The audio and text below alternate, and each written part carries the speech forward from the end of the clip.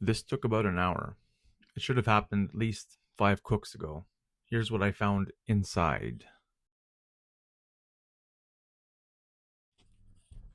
If you watched episode 1, you might remember my temperature dropping mid-cook twice. Ash buildup in the firepot. Unburned pellets choking the fire. That's what happens when you don't clean your smoker, and today we fixed that.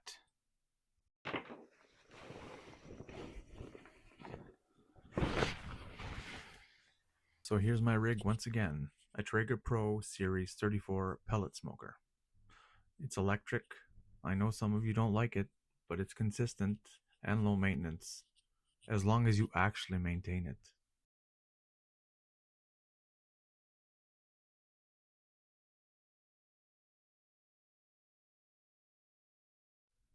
This is what a full season of cooks looks like with zero cleaning. Actually cooking like maybe once or twice a week. Grime on the grates, grease in the drip tray, and ash in the firepot. Shame on me.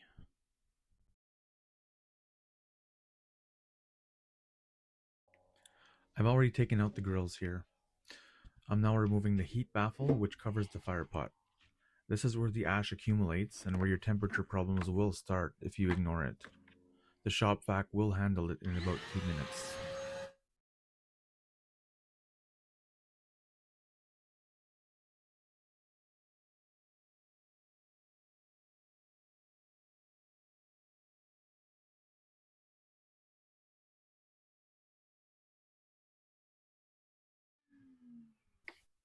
I'm using a wooden scraper here on the interior walls.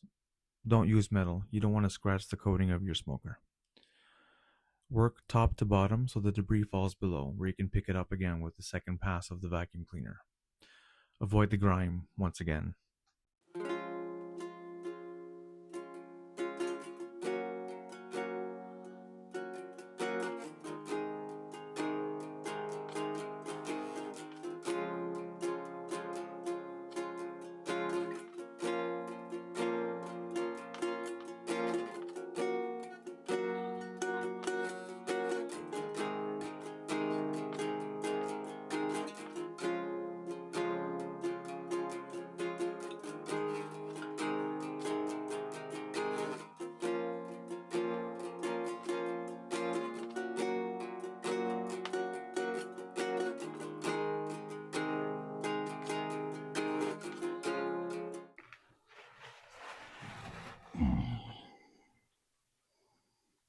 See, that's a whole lot of sticky.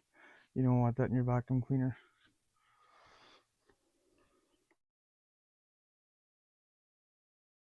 And here we have the dip tray. I have at least a half an inch of accumulated grease and grime in some places. This is really a fire hazard if you let it go in long enough.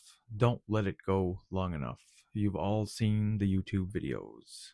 Don't be that guy.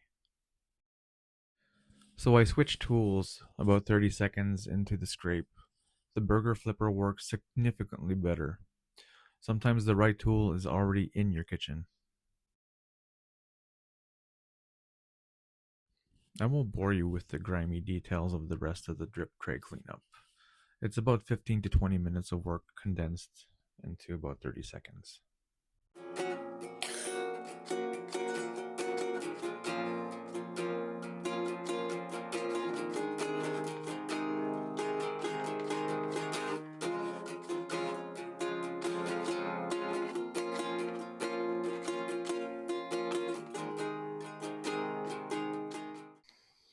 Alright, so this is about as clean as I want it to get. I'm not going to go any deeper. It's going to be dirty again in 3 weeks anyway, so just make sure you clean it at spring when you fire it up, or even in the fall if you find it easier. A clean drip tray means consistent temperature, cleaner smoke flavor, and no grease fires mid-cook.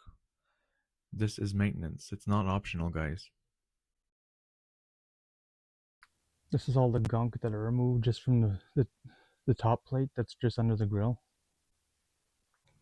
Right, this is the part most of you are probably most used to, the surface cleaning the grill. I'm going to be using this Spray 9 product. I never used it before, so we'll see how that goes.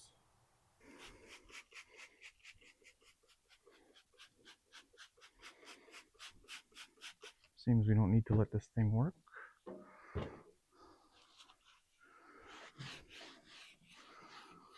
Wow, that's actually not too bad. That's going to be the easiest part of our clean. Look at that. Pretty good product, I gotta say. A few moments later. Not perfect, but I do like this product.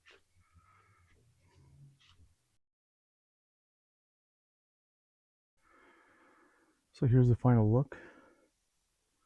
I'd say it took me about an hour and 15 minutes to do the whole thing. Vacuum cleaner, bottom plate, and the grill, the rinse out. It looks like rust here, but it's more of a roasting color, watered down, so we're good to start cooking with this thing again. Roughly 1 hour. Everything out, everything scrubbed, and everything back in. The manual says clean it every 5 to 10 cooks. I'm guilty. I did none of those, so don't be me. I really should have done this much sooner. Délibérément.